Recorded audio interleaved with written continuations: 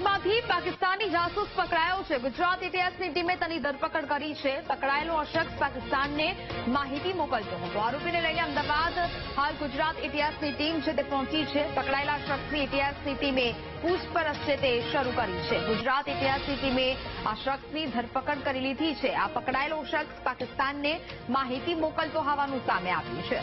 સંવાદદાતા અનિતા ફોનલાઈન પર જોડાયા છે। અનિતા, ગુજરાતના કચ્છમાંથી પાકિસ્તાની જાસૂસ પકડાયો છે, શું વિગત? જી ખાસ જે પ્રકારે ફરી એક વખત ગુજરાત એટીએસે કચ્છમાંથી એક પાકિસ્તાની જાસૂસની ધરપકડ કરી છે। આ જાસૂસ જે ભારતની કેટલીક જે સંવેદનશીલ માહિતી પાકિસ્તાન પહોંચાડતો હોવાની માહિતી એટીએસે મળી હતી। એટીએસ દ્વારા જ્યારે તપાસ કરવામાં આવી હતી દરમિયાન આજે કચ્છનો જે યુવાન છે તેની પાસેથી કેટલીક શંકાસ્પદ વસ્તુઓ પણ મળી આવી હતી।